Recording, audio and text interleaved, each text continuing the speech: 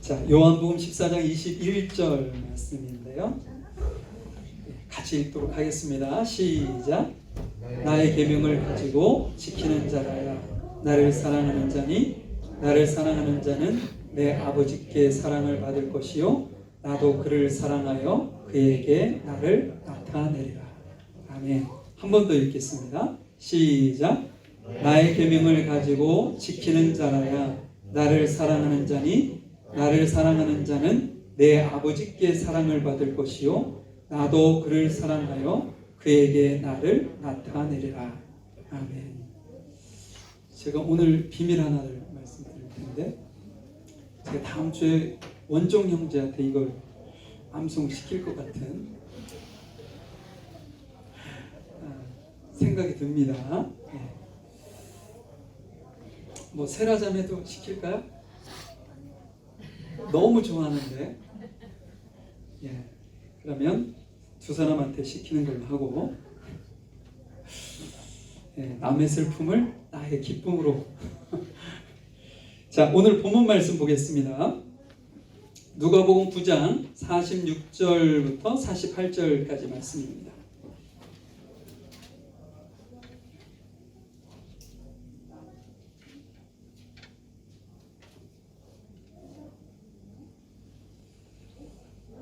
누가복음 9장 46절부터 48절까지 제가 읽어드리도록 하겠습니다. 제자 중에 누가 크냐 하는 변론이 일어나니 예수께서 그 마음에 변론하는 것을 아시고 어린아이 하나를 데려다가 자기 곁에 세우시고 저희에게 이르시되 누구든지 내 이름으로 이 어린아이를 영접하면 곧 나를 영접함이요 또 누구든지 나를 영접하면 곧 나 보내신 이를 영접함이니라. 너희 모든 사람 중에 가장 작은 그이가 큰 자니라. 아멘.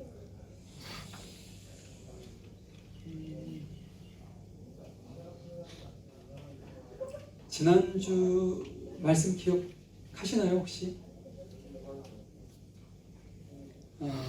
산 아래에 내려온 예수님의 일행이 9명의 제자들이 닥친 그 공경, 거기에서 이렇게 이루어지는 그 말씀, 병자를 고치는 그런 사건을 통해서 성공과 실패의 차이라는 제목으로 제가 말씀을 전했는데요.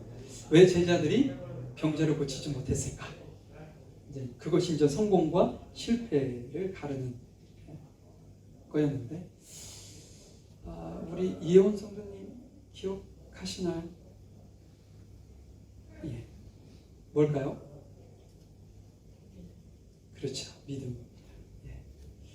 제자들은 믿음이 없었기 때문에 고칠 수 없었어요. 근데 예수님은 믿음이 있었기 때문에 그 병자를 고칠 수 있었던 것이죠. 내게 아무리 큰 능력과 하나님께서 주신 선물이 있을지라도 믿음이 없으면 그걸 사용할 수 없는 겁니다. 우리가 이제 산 아래서의 삶을 지금 살아가고 있는데 우리가 이곳에서 승리하고 실패하지 않기 위해서는 이 믿음이 너무나 중요하다. 그래서 지난주에 제가 그 믿음은 초지일관과 같다 이런 말씀을 드렸죠. 처음에 세운 뜻을 끝까지, 힘들고 어려워도 끝까지 간다. 그러니까 믿음이 그런 자세라는 거죠. 하나님을 향한 그 믿음은 끝까지 간다. 내게 고난과 역경과 힘들고 아픔이 있고 슬픔이 있을지라도 오직 그분을 의지하고 그분을 신뢰하는 그 믿음은 결코 변해서거나 바뀌어서는 안 된다. 저는 그런 말씀을 지난주에 드렸던 기억이 납니다. 오늘은 천국 백성이 사람을 대하는 법, 좀 말이 좀 어려울 수도 있는데 천국 백성은 세상을 어떻게 바라봐야 되느냐, 지난주에 이어서 우리 산 아래서의 삶을 이야기 계속해어 나가고 있는 것입니다. 자, 오늘 성경 구절이 좀 짧은데요. 한번 보도록 해보죠. 46절입니다. 제자 중에 누가 크냐 하는 변론이 일어나니. 오늘 말씀 본문 앞에 먼저 9장 18절에 보면 우리가 베드로의 그 고백을 말씀을 좀 살펴보았었습니다.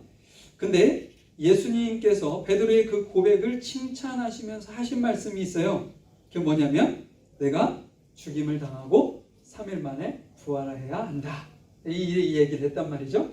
그 말씀과 이어서 오늘 본문으로 다시 들어오시면 44절 45절에 보면 예수님께서 두 번째로 제자들에게 동일한 말씀을 하십니다. 내가 많은 사람에게 넘겨져야 할 것이다. 이렇게 말씀을 하거든요. 그 말씀은 뭐냐면 내가 십자가에서 죽을 것이고 부활할 것을 이야기하고 있는 것이죠. 그런데 여기서 뭐라고 얘기했냐면 제자들이 그것을 깨닫지 못했다, 이해하지 못했다, 이런 표현을 쓰고 있어요. 여러분, 제자들이 자기의 스승이 하는 이야기를 이해 못하는 것만큼 불충이 어디 있겠어요. 그렇죠? 예수님께서 30년간 부모의 아래서 이렇게 순종하면서 이렇게 살다가 예수님께서 3년 정도를 하나님께서 계획하신 일을 하시다가 십자가에 돌아가시거든요. 3년이라는 시간을 생각했을 때 지금 예수님께서 하신 이 말씀은 어느 정도의 시간이 지난 거냐? 제자들을 부르고 난 후 2년이 지난, 이제 3년이 거의 가까워지는 시점입니다.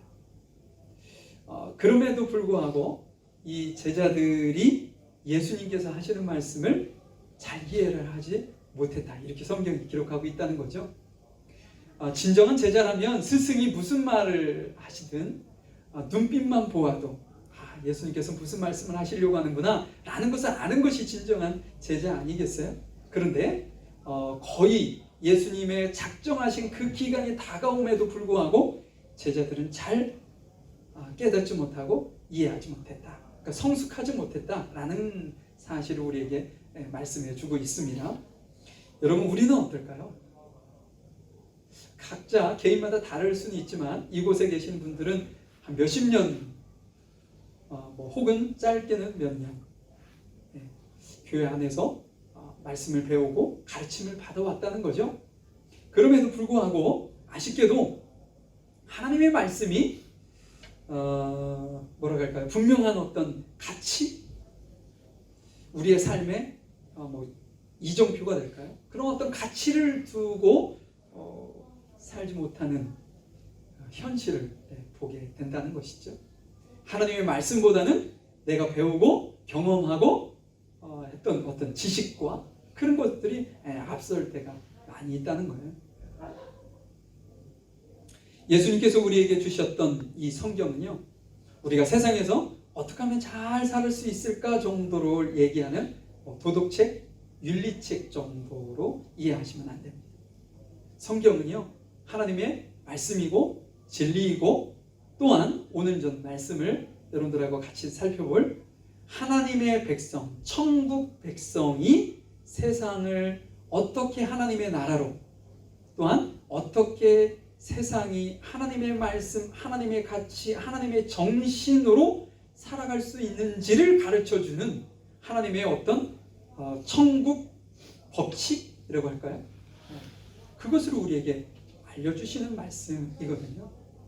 그래서 우리가 이 말씀을, 그러한 믿음을 가지고 살아갈 때 오늘 전 말씀이 우리에게 엄청난 의미를 전달해 준다는 거죠. 왜냐? 결론적으로 얘기한다면 세상에서 생각하는 것과는 정반대의 이야기를 우리에게 하고 있기 때문에 이게 의미가 있다는 것이죠.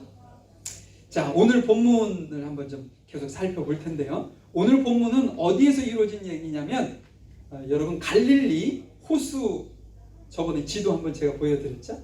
갈릴리 호수 북쪽에 있는 가버나움이라는 곳에서 이루어진 일입니다. 예수님과 예수님의 제자들은 타지에서 지금 먼 길을 여행해서 가버나움에 도착을 하게 되죠. 그들에게는 쉴 곳이 필요했어요. 그래서 집을 들어갔는데 추측건대 베드로의 집이 아니었을까 생각합니다. 왜냐하면 가버나움은 베드로의 고향이었기 때문이죠. 그런데 그곳에서 예수님의 제자들이 말다툼이 이루어졌어요. 더 정확하게 얘기하면 그 가정에서, 집에서 이루어진 게 아니고 가버나움으로 오는 그 여정 속에서 예수님은 모른 채 제자들만 누가 크냐, 누가 높으냐 하나님의 나라가 임하면 누가 더 권세를 부리고 살아갈 수 있느냐라고 하는 어떤 주제를 가지고 제자들끼리 싸웠다는 것이죠. 여러분, 누가 크냐라는 것은 비교급이잖아요. 지금 제자들이 어떤 생각을 가지고 있냐면요, 12명의 제자들이 있는데 12명의 제자들이 어떤 가족이거나 아니면 같은 동역자라는 어떤 개념을 떠나서 그들과 서로 비교하고 경쟁하고 시기하는 그런 관계였음을 우리에게 지금 암시해주는 말씀이기도 합니다. 한번 상상해 볼까요? 어떻게 싸웠을까? 그러니까 베드로는 여러분들이 잘 아시는 것처럼 제자들 중에 수제자라고 우리가 알려지고 있잖아요. 그러니까 본인이 그것을 주장하지 않았을까 싶어요. 너네들이 인정하든 인정하지 않든 내가 예수님의 수제자잖아. 그러니까 내가 가장 큰 자가 될 거야. 가장 내가 높은 자리에 앉아서 예수님과 함께 다스리게 될 거야. 뭐 이런 어떤 주장을 펼쳤는지 모르겠습니다. 예수님의 제자 중에 예수님의 사랑을 가장 많이 받았다라고 우리가 알고 있는 요한은 나는 예수님께 가장 큰 사랑을 받았으니 내가 가장 큰 사람이 될 거야 라고 주장하지 않았을까 싶습니다. 이처럼 어떤 제자들 안에 자신을 상대방과 비교해서 이렇게 드러내고 높이고 다른 사람들은 조금 낮추고 깎아내려서 자신이 그들보다 더 높고 더 큰 사람임을 과시하는 그런 어떤 행동들을 하지 않았을까 싶습니다. 근데 여러분, 우리가 사는 사회는 어떤가요? 지금 제자들은 자기들을 비교하고 경쟁하고 시기하는 모습으로 우리에게 비춰졌어요. 그럼 우리가 사는 이 세상은 어떨까요? 더하면 되겠지 덜하지는 않을 것 같죠? 우리가 사는 이 세상에는요, 사람이 모이는 곳곳마다 시기하고 질투하고 경쟁하고 비교하는 이것이 등장하지 않는 곳이 없다는 사실입니다. 이처럼 워낙 경쟁하고 서로 비교하고 이렇게 시기하는 어떤 세상에서 살다 보니까 경쟁하는 것, 경쟁이 없는 사회라고 할까요? 그 다음에 비교하지 않는 사람들은 우리 머릿속에서 상상이 잘 안 그려져요. 정상이 아닌데 그것이 정상인 것처럼 우리에게 인지되어 있다는 사실이죠. 근데 하나님께서도 처음부터 그렇게 창조하셨을까요? 네. 하나님은 그렇게 처음부터 창조하지 않으셨습니다. 하나님은 비교하거나 경쟁하지 않는 사회를 만드셨는데, 그러면 우리가 이렇게 된 거냐? 성경에서는 그걸 죄라고 얘기합니다. 죄가 이 세상에 들어옴으로 인해서 서로 사랑하고 협력하고 섬겨야 하는 그들이 시기하고 질투하고 경쟁하는 구도로 바뀌었다는 것이죠. 우리가 복음을 받아들인 사람은요, 인간관계에 있어서 큰 변화를 겪게 됩니다. 복음으로 세상을 바라보고 복음으로 우리 이웃을 바라보기 때문에 그렇다는 것이죠. 지금 여러분 인도에서 하루 코로나 확진자가 40만 명이 넘었다고 합니다. 우리 뉴질랜드 인구가 지금 500만 정도 되죠. 그러면 12일 정도만 이 일이 시작되면 뉴질랜드 인구만큼이 코로나 확진되어지는 것이고요. 뉴스에 보니까 너무 많은 분들이 사망을 하셔서 그들을 화장을 시켜야 되는데 화장터에서 불이 꺼지지 않고 계속적으로 올라와서 굴뚝이라고 해야 되나요? 그것이 녹아내리는 상황이 되었다. 그리고 매장할 땅도 없는 상황이 되었다는 거죠. 최악으로 가고 있어요. 백신이 나온 이후에 이제는 팬데믹은 조금 잦아들겠다라는 기대감이 있었는데 인도만큼은 아닌 것 같아요. 그런데 여러분, 그런 생각 해보셨나요? 그러면 지금 현재 인류의 백신 보급이 전 인류를 커버할 수 있을 만큼 백신이 없어서 이런 형국이 벌어졌을까요? 조금만 생각해 보면 아니라는 것을 금방 아실 수 있습니다. 미국은 바이든 대통령이 자국민을 3번 맞출 물량을 확보했다고 했어요.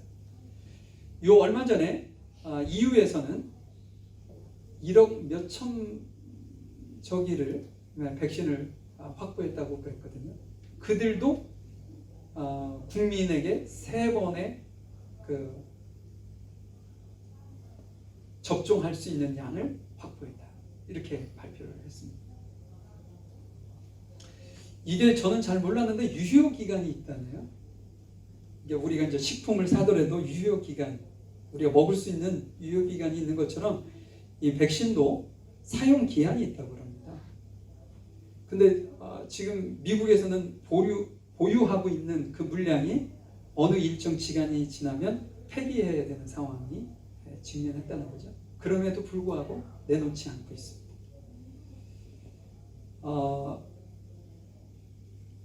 노벨 평화상 수상한 이들로 저는 기억하고 있는데 그들이 바이든 대통령에게 공개 서한을 좀 보냈어요. 요청서죠. 뭐냐면 지금 백신 그 특허권 그것을 일시적으로 풀어달라고 요청을 한 거죠. 근데 그것도 이루어지지 않고 있습니다. 왜 제가 이 말씀을 드리냐면요. 미국은 대통령이 당선이 되면 여러분들도 아시겠지만 성경 위에 손을 얹고 선서를 합니다. 나는 성경적 가치관, 하나님께서 주시는 그 가치를 가지고 미국을 다스리겠다라는 약속이 있는 것이죠. 그런데 정말 누군가는 죽어가고 있고 누군가는 가족의 이론이 슬픔에 쌓이면서 헤어짐을 바라보고 있는데 본인들은 본인들의 이득만을 위해서 백신을 그냥 킵하고 있는 것이 성경적이냐? 그렇지 않다는 거죠. 우리 기독교는 유럽에서 시작이 됐죠. 근데 그것도 동일합니다. 그러면 왜 그들이 그걸 내놓지 못하고 포기하지 못할까? 그건 오늘 경쟁과 시기와 비교 그 안에서 답이 있습니다.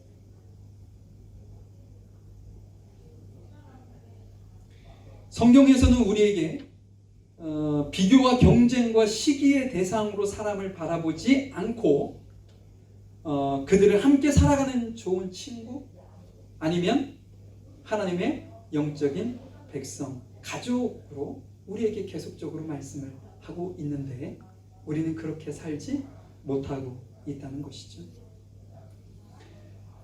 슬픈 현실은 우리가 살아가고 있는 지금 현재에도 우리 자녀들에게 경쟁 사회로 계속적으로 밀어넣고 있어요. 여러분, 우리 자녀들 너무 경쟁 사회로 밀지 않으셨으면 좋겠어요. 그리고 우리 공동체가 많지는 않지만 우리 공동체 안에 있는 내 옆에 있는 형제이고 자매인 우리 교인들을 시기와 경쟁과 비교의 대상으로 삼지 않으셨으면 좋겠습니다. 그럼 어떻게 되느냐? 한때는 좋은 친구, 어느 때는 나의 가족처럼 그들을 대하고 그들에게 마음을 쓰라는 것이죠. 이것이 이제 천국 백성이 사람을 대하는 태도인 것입니다. 얼마 전에 제가 이런 이야기를 들었어요. 오클랜드에 유학생이 와서 있는데 부모님이 형편이 좀 괜찮으신가 봐요. 그래서 유학비도 대주고 여기에서 체류비도 대주고 그러는데 방 2칸짜리에서 혼자 살고 있는 아이가 있었는데 어떤 목회자 자녀가 학교를 통학하고 그 다음에 시티에서 또 이렇게 아르바이트하고 막 힘들게 지내니까 내 방이 한 칸 남았는데 거기 들어와서 살으라고 돈을 안 받겠다고.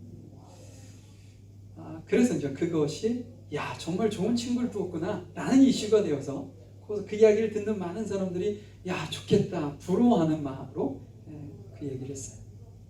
그런데 저는 그 이야기를 들으면서 제가 늘상 우리 자녀들에게 했던 이야기가 생각이 났습니다. 그 얘기가 뭐냐면, 여러분들은 우리 자녀들에게 어떤 말을 많이 하죠?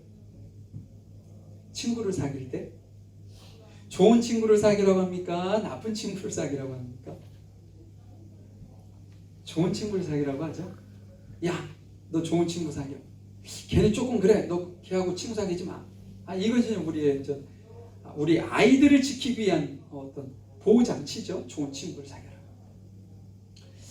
제가 한 7, 8년 전부터, 예전에 저도 그렇게 얘기했는데 7, 8년 전부터는 저는 그 단어를 사용하지 않고 있어요. 우리 휘근이 여기 앉아있지만 기억할런지 모르겠어요. 저는 우리 아이들에게 좋은 친구를 사귀려고 하지 말고 네가 좋은 친구가 되어주라. 지금까지 그렇게 가르치고 있어요. 근데 우리 휘근이가 그렇게 사는지는 의문이에요.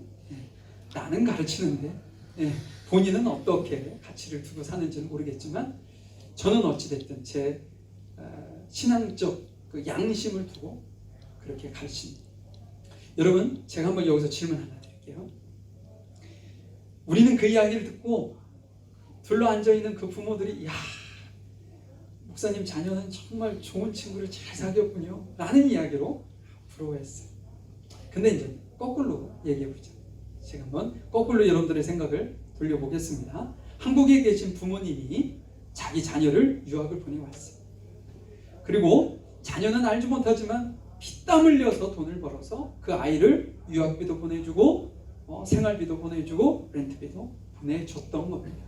그런데 어느 날 알고 봤더니 이 아이가 그 방을, 비어있는 방을 주당 50불이 됐든 10불이 되었든 친구에게 돈을 받고 내어줄 수 있는데도 불구하고 그 아이에게 그냥 들어와서 삶으로 인해서 전기세와 수도세와 기타 등등의 비용이 더 발생하도록 한 사실을 그 부모가 알았을 때 뭐라고 했을까요? 여러분들이 그 부모라면 뭐라고 하셨을까요? 야, 너 정말 좋은 친구가 되어줘서 너무 잘했다 이러셨을까요? 아니면 이 베일도 없는 놈아, 누구는 땅 파가지고 먹고 사냐? 네가 부모를 생각한다면 거기서 단돈 주당 50불이라도 받았어야지. 네가 어떻게 그럴 수 있느냐? 제가 예전에 어디서 많이 들어봤던 이야기를 하는 겁니다. 어떠시겠어요, 여러분?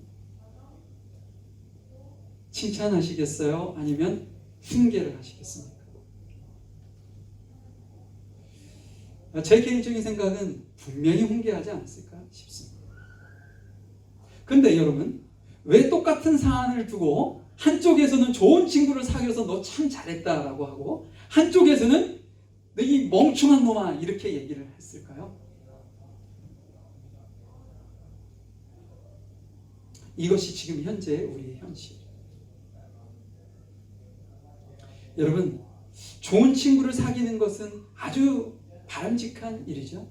그런데 그거보다 훨씬 더 중요한 것은 뭐냐면 내 자녀가 좋은 친구가 되어주는 것.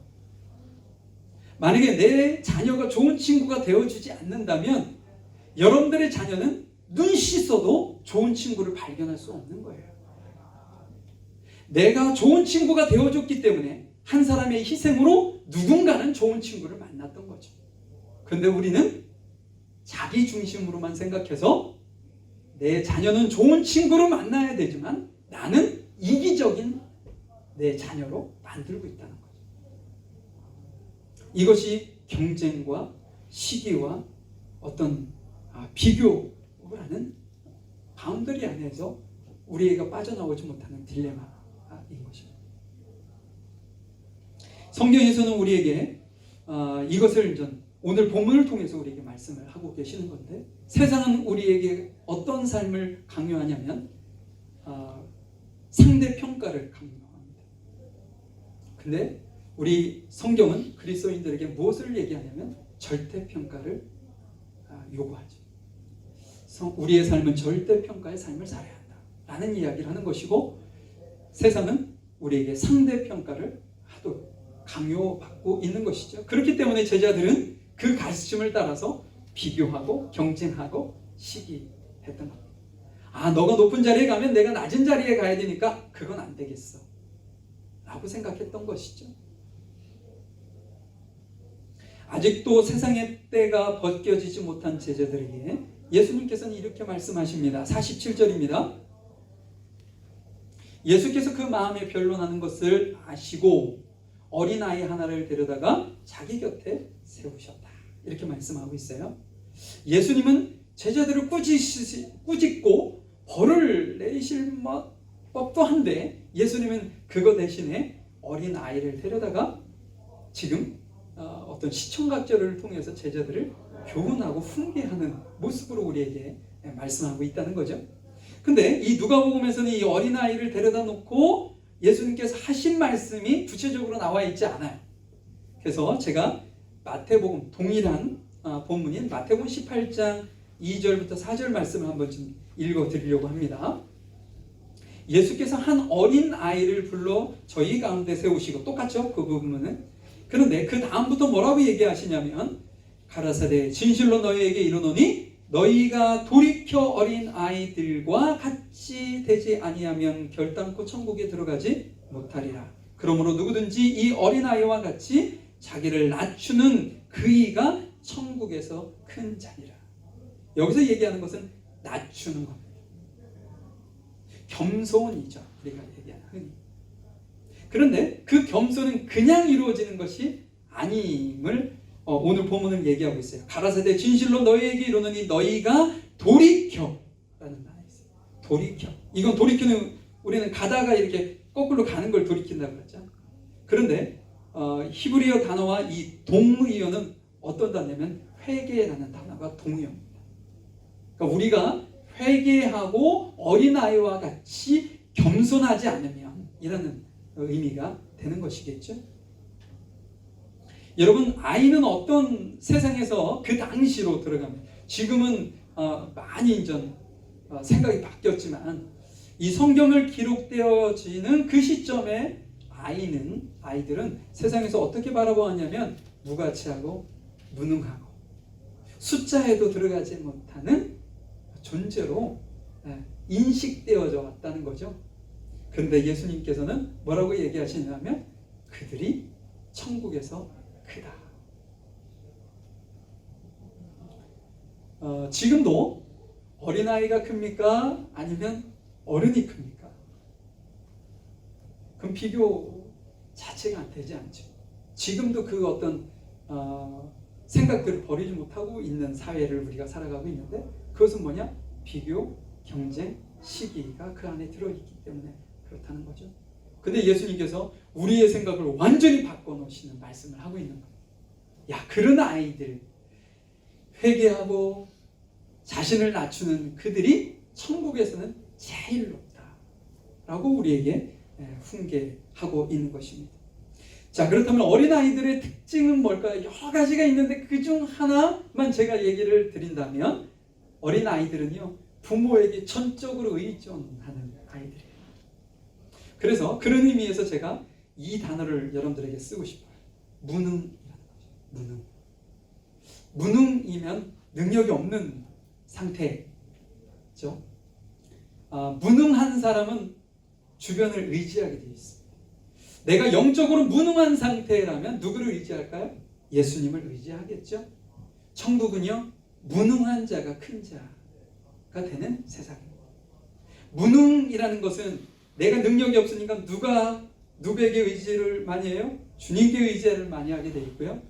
누가 많이 나타날까요? 예수님이 내 삶 속에서 많이 나타나는 그 영적인 무능자, 그들이 하나님께서 보시기에는 큰 자다라고 말씀을 하시는 것이죠. 이 말씀을 하시고 예수님께서 엄청난 말씀을 또 이어서 가십니다. 48절 마지막 절인데요. 저희에게 이르시되 누구든지 내 이름으로 이 어린 아이를 영접하면 곧 나를 영접하며 또 누구든지 나를 영접하면 곧 나 보내신 이를 영접함이라. 너희 모든 사람 중에 가장 작은 그이가 큰 자니라. 여러분 여기서 깜짝 놀라셔야 돼요. 왜냐하면 인간 취급도 되어지지 아니하는 어린 아이가 누구하고 지금 동등하게 표현을 하고 있냐면 예수님과 동등하게 표현하고 있고요. 예수님과 누구를 동등하게 표현하고 있냐면 하나님 아버지를 동등하게 표현하고 있어요. 그러니까 다른 말로 얘기하면 어린아이가 예수님과 같은 존재고 어린아이가 하나님과 같은 존재라고 우리에게 얘기하시면서 어린아이를 영접해라 라고 지금 말씀을 하고 있다는 것이죠. 여러분들 기억하실런지 모르겠습니다. 마태복음 25장에 보면 양과 염소에 대한 비유가 있어요. 양은 오른쪽에 있고 염소는 왼쪽에 있는데 오른쪽에 있는 양에 대한 이야기를 먼저 이렇게 꺼내십니다. 뭐라고 했냐면 내가 줄일 때 너희가 먹을 것을 주었고 목마를 때 마시게 하였고 나그네 되었을 때 영접하였고 벌거벗을 때 옷을 입혔고 병들었을 때 돌아보았고 옥에 갇혔을 때 와서 보았느니라. 그렇기 때문에 너희는 아버지께 복받을 자다라는 표현을 했어요. 이 이야기를 들은 오른편에 있던 사람들이 묻습니다. 우리가 언제 예수님께서 말씀하신 대로 줄일 때, 목마를 때, 가난할 때, 나그네로 있을 때, 옥에 갇혔을 때 저희가 돌봤습니까? 라는 이야기를 하자 예수님께서 뭐라고 얘기하시냐면 너희가 여기 있는 내 형제 중에 지극히 작은 자 하나에게 한 것이 곧 내게 한 것이다 라는 표현이 있습니다. 이 작은 자에게 한 것이 누구에게 한 거라고요? 예수님께. 여러분에게는 지극히 작은 자가 누구신가요? 예수님께서 우리에게 이 말씀을 하시면서 주신 말씀은 뭐예요? 보이지 아니하는 예수님, 보이지 아니하는 하나님을 찾아 돌아다닐 필요가 없이 예수님은 어디 계시다는 거예요? 내 주변에 나의 도움이 필요한 정말 작은 소자에게 예수님이 계시다는 걸 얘기하고 있는 거 아니겠어요?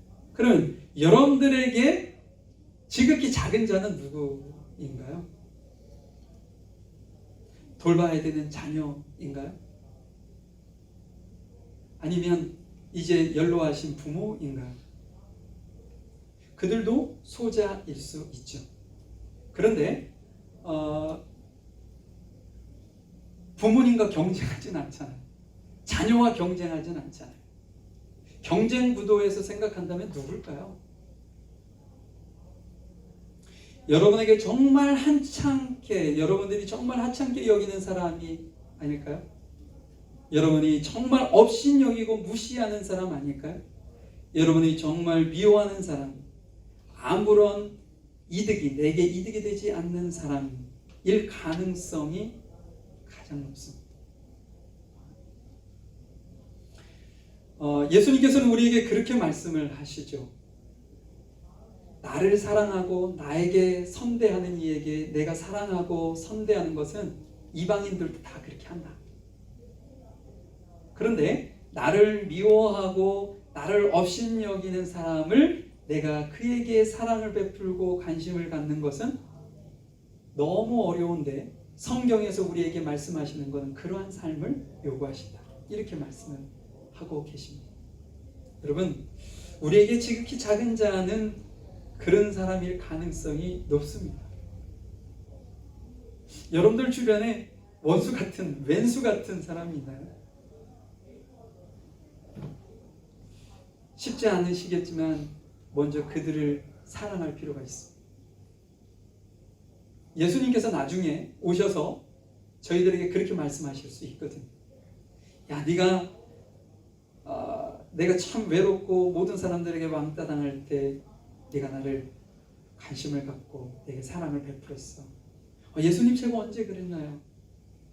너 그때 그 집사님 모든 사람이 왕따 시키는데 너가 가서 그의 손을 잡았고 위로했잖아 라고 우리에게 말씀하실 거라는 거죠. 좀 말씀을 좀 마무리해 보려고 합니다. 하나님의 백성이 된다는 것, 오늘 그 제목 자체가 하나님의 백성인데요. 천국 백성, 하나님의 나라 백성, 동일한 말이니까 하나님의 나라 백성이 된다는 것은 어떤 의미냐? 하나님의 나라의 가치로 내가 무장되어 있는 상태, 무장된 사람들, 그것이 하나님의 나라 백성입니다. 내 가치가 아니라 누구의 가치요? 하나님의 나라의 가치. 하나님의 나라의 가치는 어디에 고스란히 녹아있냐면 성경에 녹아있습니다. 이 가치가, 이 가치로 내가 무장되어 있는 상태라는 거죠. 우리가 예수님을 믿는다는 것은 무슨 의미일까요? 내가 예수님을 믿는다. 예수님을 나의 삶의 주인으로 삼고 그 나의 주인이신 그분이 우리에게 가르치고 제시하시는 그 가치를 우리의 삶에서 살아내는 것. 살아내는 사람, 그들을 그리스도인, 예수 믿는 사람이라고 말한다는 거죠.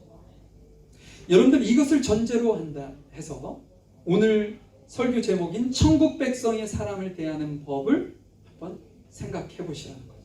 그래서 오늘 말씀한 것처럼 시기하고 비교하고 경쟁의 대상으로 사람을 바라보고 시선을 두고 그러는 것이 아니라 그냥 좋은 친구 아니면 하나님 안에서 한 가족이라는 시선으로 바라봐야 한다는 거죠. 두 번째는 정말 작은 소자, 지극히 작은 자, 내게 아무런 도움도 되지 않고 도리어 짜증나고 멀리하고 싶은 존재, 그들을 그리스도를 대하는 자세로 마치 예수님처럼 그를 섬기고 대한다는 그런 모습이 하나님의 백성된 자가 사람을 바라보는 관점, 시선이라는 거죠. 제가 말씀을 마치기 앞서 좀 전에 제가 간단하게 예를 들었던 것처럼 미국이 왜 백신을 내놓지 못하느냐, 이것은 우리가 풀어야 되는 숙제인 거죠. 그러면 우리가 지금 미국만, 유럽만 손가락질하면서 너네들 왜 그렇게 살지 않아? 라고 얘기하는데 미국이 뭐 대답이라도 하겠습니까? 예수님께서 또 우리에게 그걸 원하실까요? 아니요, 그걸 원하지는 않으실 거라고 봐요. 그럼 우리가 어떻게 이 말씀을 우리의 삶 속에 조금 더 구체적으로 적용할 수 있을까? 그것은 우리 교회입니다. 거대한 어떤 국가를 여러분 땡겨와서 교회라고 생각을 해보시죠. 그럼 교회가 어떤 삶을 살아야 하느냐, 무엇을 위해서 교회가 존재해야 되느냐 라는 것을 우리에게 지금 말씀하고 계신다는 거죠. 제가 지난번에도 말씀드렸지만 우리 교회가 우리들만의 잔치가 되고 우리들만의 공간이 되고 우리들만의 어떤 행복을 추구하는 단세포적인 어떤 시선으로 우리 교회를 보면 성경이 말하는 교회의 본질에서 너무나도 벗어난 교회의 모습일 수밖에 없다. 예수님께서 우리 교회에게 주신 사명은요, 우리 교회 내에 있는 이들을 돌보고 섬기는 것이 1차적인 목적이고 그것으로 끝나는 것이 아니라 그 이후에 구제하고 주의 말씀을 전하는 그 선교의 모든 역량과 힘을 올인하는 것을 의미합니다. 제가 존재하는 이유는 그 일을 하기 위해서 존재하는 것이고 우리 교회 리더를 세우신 장로님, 권사님, 집사님 모든 분들은 그 일을 위해서 이 교회에 세우신 분들이에요. 그런데 그것을 망각하고 교회 내에 있는 이들조차도 서로 경쟁하고 시기하고 질투하고 맞죠? 네? 교회에 오는 것이 어느 때는 불편한 마음이 들 정도로 누가 없었으면 좋겠다. 이건 저희 교회는 그런 분들이 안 계시니까 다행이지만 만약에 그런 분이 계신다 그러면 하나님과 해결하셔야 합니다. 하나님 앞에 그것을 해결하지 않으시면 하나님께서 우리의 삶을 바라보실 때 그 모습을 인정받기 어렵다는 거죠. 우리 교회가 저는 구제하는 것과 선교하는 일에 모든 역량을 다 쏟는 교회가 되었으면 좋겠어요. 그런 의미에서 여러분들이 교회 재정의 지금 2~3% 정도를 구제 헌금으로 하기로 결정을 해주셔서 너무나도 감사하고요. 저는 그것에 만족하지 않습니다. 그것이 더 확장되고 몇 배가 더 늘어나야 된다고 저는 해요. 그래야 교회가 건강하게 돈의 종으로 살지 않고 돈을 다스릴 수 있는, 하나님께서 주신 축복을 다스릴 수 있는 교회가 되어질 수 있다는 사실이죠. 우리 잠시 기도하겠습니다.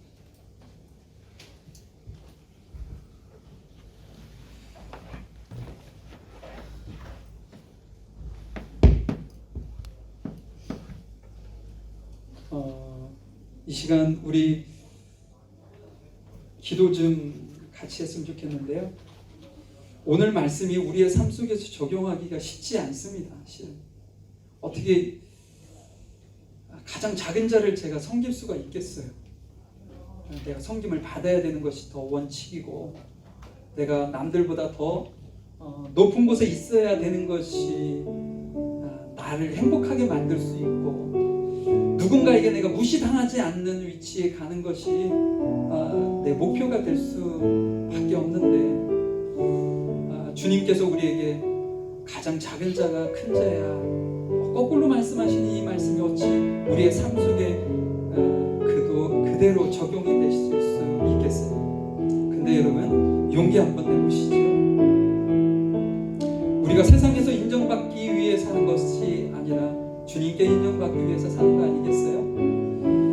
주님께서는 분명히 우리가 작은 자를 섬기는 그 모습 속에서 우리에게 칭찬할 것이고, 우리를 큰 자라 인정하실 것이고, 세상에서 아무리 큰 자가 되어도 주님이 계신 그 나라에 가서 작은 자, 정말 누추한 곳에 처하는 것보다는 영원한 세상에서 하나님 앞에 인정받고 큰 자로 사는 게 낫지 않으시겠어요? 이 시간 우리 이 말씀을 한번 좀 생각하시면서, 하나님, 제가 사람을 시기와 질투와 경쟁 상대가 아닌 좋은 친구, 가족으로 바라볼 수 있게 하시고, 제가 정말 작은 소자를 주님 대하듯 섬기는 그런 사람이 되기를 원합니다. 그래서 오늘 하루부터 그것을 실천해 나가기를 소망해 봅니다.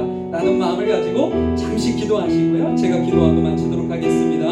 합심해 기도합니다. 하나님 감사합니다. 오늘 주님께서 누가 큰 자이냐라는 문제를 가지고 제자들이 다투고 언쟁을 벌이는 그 모습에 얼마나 주님이 이들에게 복음을 지금까지 전했고 천국의 어떤 가치를 지금까지 전했음에도 불구하고 이들이 깨닫지 못하는 것에 얼마나 마음이 아프셨을까 생각해 봅니다. 주님, 저희들의 연약함도 동일함을 주님 앞에 먼저 고백하며, 진실로 저희들이 10년, 20년 최소한 몇 년을 주님을 믿고 주님의 말씀을 가르침을 받았음에도 불구하고 아직까지도 세상적인 가치, 세상적인 때에서 벗어나지 못하고 세상에서 가르쳐주는 가치를 따라 저희들이 살아가는 것이 현실임을 주님 앞에 고백합니다. 이 시간 주님, 저희들이 온전히 주님 앞에 회개하며 가장 작은 자를 섬기고 경쟁과 시기와 질투가 아닌 그들을 섬기고 사랑할 수 있는 마음으로 저희들이 세상 가운데 살아나가며 승리할 수 있도록 주님 도와주시옵소서. 저희들을 도우시는 주를 찬양합니다. 하나님 감사합니다. 저희들을 사랑하시는 주님, 주께서 하신 이 말씀이 가장 작은 자가 가장 큰 자다라는 그 말씀이 우리의 삶의 지표가 될 수 있도록 주여 도와주시고, 저희들이 세상이 가르쳐주는 경쟁과 시기와 질투의 시선으로 내 이웃, 내 가까운 곳에 있는 이를 바라보지 아니하게 하시고, 그들을 진정으로 주께서 베푸셨던 그 사랑의 마음으로 그들을 품고 그들에게 나아갈 수 있는 저희들이 되어줄 수 있도록 인도하시고 함께해 주시옵소서. 그래서 주님이 오시는 날 내가 정말 큰 자다, 너가 나를 그때 위로해 줬어 하는 그런 어떤 고백을 듣기에 부족함이 없는 저희들의 삶이 될 수 있도록 인도해 주시옵소서. 함께 하시는 은혜 감사하며 예수님의 이름으로 기도하였습니다.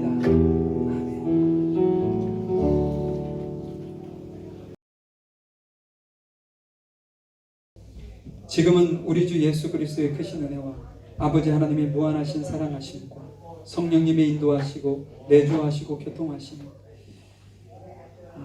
예수님께서 저희들에게 가르쳐 주셨던 것처럼 내 주변에 있는 이웃과 형제들을 시기와 경쟁과 질투의 대상이 아닌 섬김의 대상, 주를 대하듯 대하는 사랑의 대상을 우리의 삶 속에서 실천하기를 원하는 우리 귀한 성도들 머리 위에와 이들의 사업장 일도 위에 학업 위에 지금부터 영원히 함께 하시기를 간절히 축원하옵나이다.